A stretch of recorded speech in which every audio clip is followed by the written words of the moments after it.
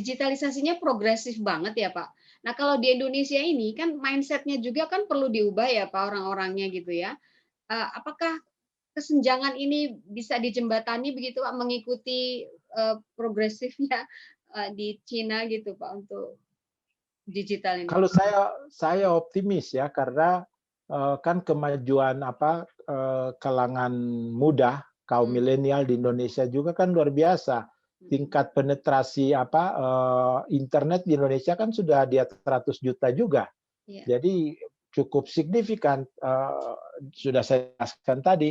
Saya kira kebijakan dalam negeri Indonesia Pak Presiden tentunya dalam konteks ini Kominfo itu kan sudah sangat kondusif juga. Cuma bagaimana kan kita menyikapinya itu.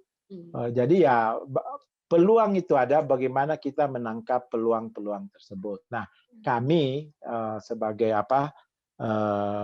Kedutaan Besar Republik Indonesia di Beijing, bagaimana memfasilitasi ini supaya bisa gatuk, bisa nyambung gitu loh. iya, Mestinya Februari kemarin saya dengan Meituan, Meituan itu platform digital ketiga terbesar di sini.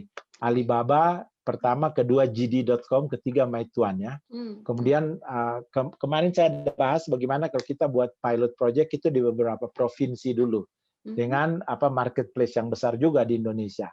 mhm, Jadi ini sedang kita mestinya saya Februari ke Indonesia dengan mereka, tapi mhm, kemudian ada COVID tertunda. Sekarang kita lakukan secara virtual lah. oke, Kira-kira begitu mengenai mmm. digital economy. Mhm. Menarik sekali ya, Pak. Nanti ini kelihatannya akan jadi salah satu, sumber pendapatan ya, Pak, ya, yang besar ya, kalau dari, platformnya sendiri ya, Pak, ya? Iya, coba coba lihat aja yang kita punya Gojek, punya Mmm, Tokopedia dan lain-lain. mhm, Itu kan 10 tahun atau 8 tahun lalu kan nilainya masih berapa? Sekarang kan sudah miliaran US dollar semua. betul, mhm mhm, Yang Dekakon kan Gojek sudah di atas 10 betul, miliar. iya, Tokopedia mungkin 8 sampai 10 miliar. mhm mhm. Kan itu lumayan, itu besar itu. Iya, apalagi Kalau kalau di kita punya, setiap provinsi juga mempunyai ide yang sama begitu ya, Pak, ya, untuk memanfaatkan era digital ini gitu, untuk mengembangkan iya, saya potensi kira ekonomi. betul. Mhm, Dan saya kira benar sekali Mbak, dan pemerintah kan Pak Presiden dan jajarannya kan memberikan prioritas juga iya, terhadap perkembangan ekonomi digital Indonesia. mhm, Jadi saya optimistik kalau ini, saya optimistik. iya, Kebetulan kan anak-anak saya juga dan banyak saya kenal anak-anak muda yang bermain di digital iya, ekonomi. Jadi saya cukup ikuti perkembangan mmm. digital ekonomi di Indonesia. Jadi saya di sisi optimistik. Iya, betul, Pak. Sekarang isu yang lain ya, Pak, ini soal, Oke. mobil listrik, Pak. Mobil listrik Oh ini iya kan ya, juga ya, iya, ya, bisa kita ya. bicara soal itu ya, Pak? Itu salah satu Boleh, juga boleh, boleh. salah satu juga, industri masa depan yang dikembangkan dan menjadi prioritas pemerintah kan, Pak? Mmm, Betul, EV jadi prioritas kita. Jadi mungkin saya cerita singkat saja begini. Waktu saya masuk sini, saya minta atas dagangan saya, coba dong bedahin elemen-elemen dari ekspor kita ke sini. Itu saya dapatnya elektronik itu cuma 3 miliar US dollar. mhm, Lalu saya minta juga dari 3 miliar US dollar itu elemen baterainya sangat minim begitu. mmm, Nah, saya minta juga coba bedahin ekspor dari salah satu negara di ASEAN lah, saya nggak usah sebut nama ya. mmm, Itu ekspor mereka elektronik itu 28 miliar, mmm, sorry, 30 miliar US dollar mmm, ekspor mereka. iya, Komponen elektronik saja itu. Dari komponen elektronik yang 30 miliar US dollar itu, komponen baterainya itu sekitar 20-an miliar US dollar. Nah, mhm, kan saya lalu bertanya-tanya, yang punya nikel kah? mhm, Kok komponen ekspor elektronik kita, khususnya baterai itu sangat minim. Kan something must be wrong with us iya, kan? betul, Kan itu logikanya kan gitu. Nah, mhm, saya kira itulah yang kemudian saya kira sejalan juga dengan kebijakan pemerintah di pusat untuk electronic vehicle EV menjadi salah satu prioritas. Yang menjadi prioritas kita itu adalah produksi dari baterai lithium ya. Karena itu kebutuhannya akan sangat meningkat. Semua kan sekarang bergerak ke arah EV. Nah, dalam konteks itulah kemudian Pak Menteri Maritim dan Investasi, kebetulan saya yang dampingi waktu kita roadshow tahun sebelumnya dan tahun lalu roadshow, sehingga mencari investor-investor untuk berinvestasi di sektor tersebut, tidak hanya dari di hulu saja, tapi hulu sampai hilir. Nah, itulah yang kemudian dilakukan pembicaranya secara detail di Tencong kemarin dengan berbicara dengan investor-investor utama di sektor-sektor tersebut yang ada di Tiongkok. Kira-kira begitu. Nah, mungkin nanti detailsnya apa, kita tunggu rilis yang akan dikeluarkan oleh Kemenko Marinvest, karena di situ akan ada angka-angkanya. Masih pertemuan ini kan masih berlanjut terus.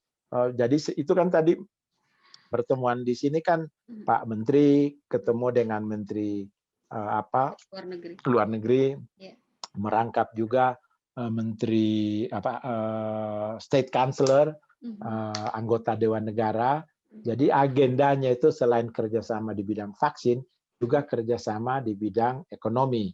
Nah, kerjasama di bidang ekonomi salah satunya ini nih, yang Tapi tadi gini, ditanyakan Mbak itu.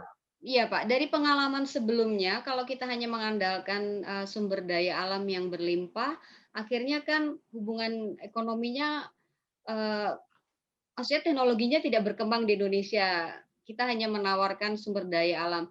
Nah, apakah sudah dipikirkan Pak, bagaimana mengantisipasi agar hubungan ekonominya nanti kita tidak hanya mensuplai bahan sumber daya alam saja Pak, tapi juga teknologinya gitu. Karena baterai ini kan Sudah. teknologinya pun kita belum berkembang kan Iya. Pak di Indonesia, kecuali bahan baku. Enggak, sudah. Jadi kan sekarang kan nanti di sana itu mulai dari pengelolaan bahan baku smelter, jadi industri hulu itu kan nikel lalu diolah jadi bahan baku, dia jadi baja, jadi ada itu zat-zat kimia lah, saya nggak tahu, tapi itu kemudian bisa menghasilkan baterai, lalu kemudian baterai itu EV yang bisa disuplai untuk baterai lithium untuk untuk EV. Karena itu kita pikirkan juga untuk EV, untuk electronic car di Indonesia. Dalam konteks itulah yang akan terjadi kemudian transfer of teknologi. Itu semua dibicarakan itu. Dalam konteks itu juga di tahun ini kita sepakat untuk pendidikan vocational. Karena kan kita butuh tenaga-tenaga kerja yang memahami itu juga. Karena kan mereka harus mengambil alih itu semua. Sudah. Jadi dalam konteks itu kita bahas mulai hulu sampai hilir, termasuk pendidikan buat calon-calon pekerja tersebut. Malah kan yang ditawarkan, mana ini saya lihat dulu, ada di sini kok. Itu kita bukan hanya dengan China, tapi juga dengan negara-negara lain. Malah kemudian kita itu bisa menjadi pusat untuk infrastruktur EV kawasan Asia Tenggara. Itulah yang secara makro dibahas oleh Pak Menko, dan saya kira itu kemudian yang dikutip oleh berbagai media di Indonesia. Iya, karena kalau transfer of technology ini ya Pak ya, kalau belajar dari pengalaman mobil konvensional, kan sudah juga lama kita memproduksi mobil, tapi kita nggak pernah punya mobil sendiri gitu. Jadi teknologinya tidak mengalami transfer gitu loh Pak. Nah untuk kasus yang ini, apakah itu sudah diantisipasi Pak? Jangan sampai nanti. Sudah. Ya, karena sebenarnya kan untuk riset dan teknologi itu yang paling utama adalah inovasi ya Pak, untuk inovasi dan karena itu kan kita sudah ada Tsinghua Research and Technology Innovation di Bali yang diresmikan tahun 2018 kan, di Kura-Kura Island di Bali itu sudah. Ya itu sekarang kan sudah mulai itu. Jadi semua, jadi memang R&D kemarin dibahas secara detail juga oleh Pak Menteri. malah terus kita komunikasi juga dengan Menteri Tenaga Kerja dan lain-lain. Saya kira rilis detailsnya mengenai itu semua akan disampaikan oleh kantor Menko Investasi, Maritim dan Investasi dalam waktu singkat karena pembahasannya cukup detail. Artinya sudah mulai ke eksekusi ya Pak ya untuk apa? Oh iya sudah Rencana ini. Sudah. Kalau pabrik yang di pabrik yang di Morowali itu sendiri gimana nasibnya Pak sejauh ini terakhir perkembangannya? Oh iya positif kan itu tanya mungkin ke Kemenko Marinvest karena saya nggak ikuti secara detail ya, mereka yang tahu persis detailsnya. Tentunya saya komunikasi terus juga dengan investor-investor yang ada di sini ya. Tapi perkembangan detail berapa pelebarannya, angka-angkanya itu semua ada di kantor Menko Marinvest. Kemarin kita bahas secara detail. Saya tentunya punya, tetapi yang paling relevan untuk menyampaikannya ke publik kan dari kantor Menko Marinvest. Karena mungkin ada fine tuning. Pembicaraan secara ini virtual masih dilakukan terus. Malah saya nanti malam makan malam dengan mereka semua. Oh oke. Iya, nanti malam saya makan malam dengan semua investor besar yang invest di Morowali dan Bedaway yang di Halmahera. Nanti malam saya makan sama mereka, bukan CEO-nya tapi chairman-nya, pemiliknya. Wah, iya. Antara lain akan membahas ini juga kan Pak, progres pabrik yang di sana ya Pak? Morowali. Ya saya mau tanya karena saya mau tanya kepada mereka progresnya seperti apa, sejauh mana. Tapi memang saya kira Pak Menko itu kan punya instingnya kuat gitu. Tepat itu. Saya kan ikuti beliau sudah 2 tahun ini. Dalam 2 tahun ini kan cepat sekali jumlah investasi dari China yang masuk di Indonesia yang fokus untuk sektor tersebut. Karena ini punya nilai tambah yang luar biasa. Bayangkan dari nikel kita bisa menghasilkan lithium baterai. Tentunya ada zat-zat kimia lain yang harus itu. Karena kita punya cadangan nikel kan yang paling besar di dunia.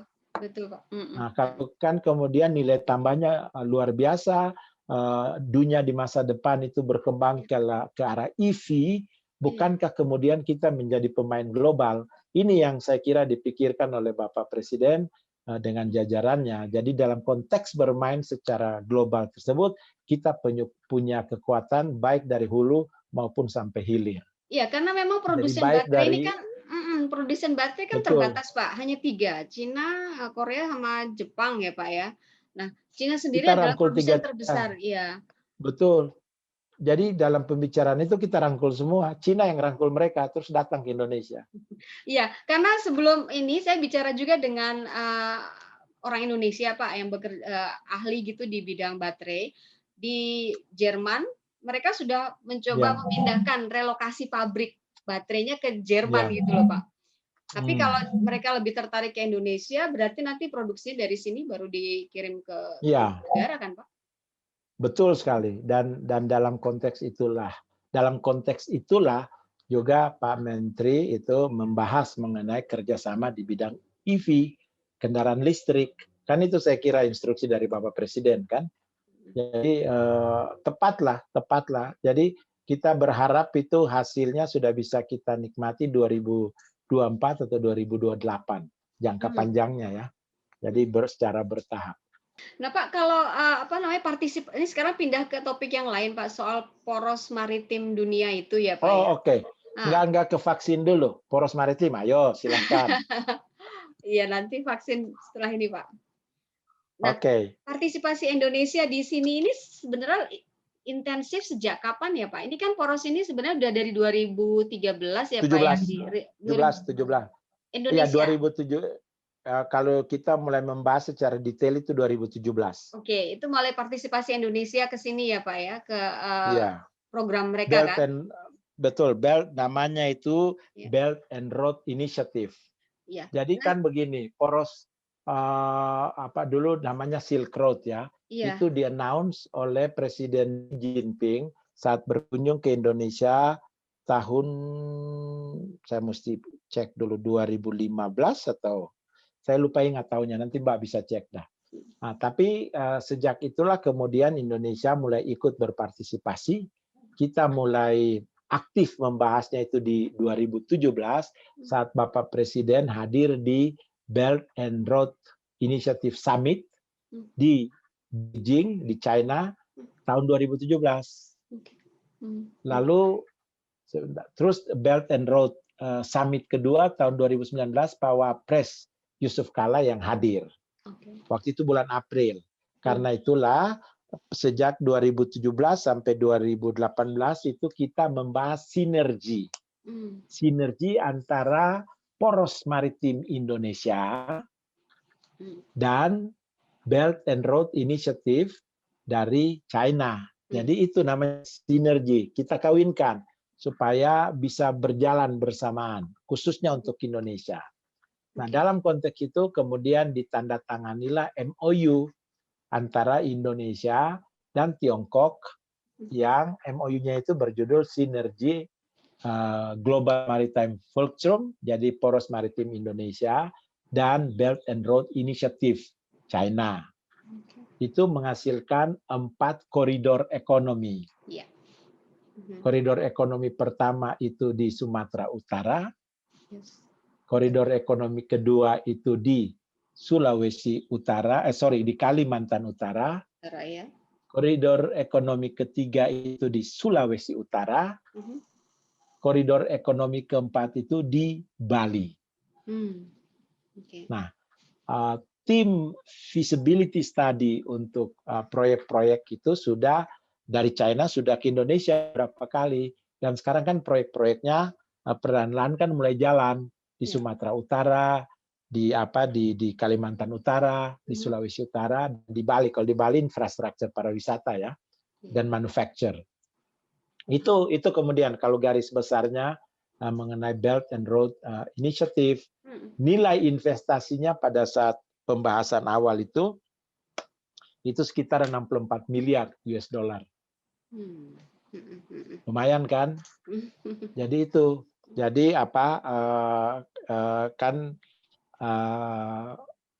inisiatif ini kita kawinkan dengan Global Maritime Fulcrum. Jadi poros maritim Indonesia. Kira-kira begitu, Mbak. Iya, kalau pemilihan koridor-koridor ini di beberapa daerah ini ada pertimbangannya, Pak. Kenapa di Sumatera Utara, di Kaltara, kemudian di Sulawesi dan Bali itu ada pertimbangan? Oh, itu yang paling tahu Bapak, Mbak. Karena harus dikaitkan dengan prioritas pembangunan kita juga kan. Saya kira itu pembahasan di dalam negeri sehingga diputuskan koridor ekonomi tersebut. Pasti kan itu dikaitkan juga dengan poros maritim kita kan. Kan itu kalau lihat kan tidak ada dia di Jawa kan, karena di Jawa kan sudah banyak industrinya. Jadi supaya membangun dari luar. Jadi saya kira itu pembahasannya cukup intensif di Indonesia melalui Bappenas. Karena harus dikaitkan dengan perencanaan pembangunan nasional juga. Betul. Ini kan nampak sekali ya Pak, dari pemerintah Cina itu memprovide banyak dana untuk investasi di Indonesia ya Pak ya. Jadi artinya mobilitas orang kan juga tinggi Pak ya, masif gitu di antara kedua negara ini. Kira-kira Pak Jo sendiri melihat ada eksesnya nggak ya Pak yang negatif begitu? Kalau saya melihat bagaimana kita menerimanya, karena contoh di Morowali kan orang suka mispersepsi dari tenaga kerja 35.000 yang ada di sana, kan orang Tionghoa kan hanya 5.000, 30.000-nya kan orang Indonesia, kan gitu. Tapi ya biasalah kalau kita kan sangat suka terpengaruh juga dengan berita-berita yang belum tentu validasinya, akhirnya ya terbawa. Tapi kalau sama seperti misalnya kan sekarang Widya Karya dan lain-lain investasi di Afrika kan kita bawa juga tenaga kerja kita di sana untuk kerjakan kan. Jadi think about that gitu. At least pada saat-saat awal investasi kan pasti mereka akan bawa tenaga kerja mereka untuk mengerjakan hal-hal yang belum kita punya kan. Lalu kemudian putra-putra daerah lah dididik. Sekarang terbukti di Morowali kan tenaga-tenaga kerja lokal malah sudah banyak kan, sudah 30.000. Jadi memang prosesnya seperti itu. Seperti juga dulu investasi dari negara-negara lain yang masuk ke Indonesia kan sama saja. Di awal-awal kan negara A investasi ke Indonesia, ya negara A kirimkan orangnya dulu untuk ini, negara B juga gitu. Nah, itu sama juga dengan China ya seperti gitu juga kan. Alat kesehatan dan lain-lain, itu kan kita berdiplomasi juga pada saat mereka menghadapi masalah di Wuhan, kan kita kirim bantuan juga waktu itu. Jadi pada saat kita sedang menghadapi masalah, bantuan dari China juga luar biasa ya, diangkut mungkin lebih dari 10 pesawat itu. Saya awasi semua itu.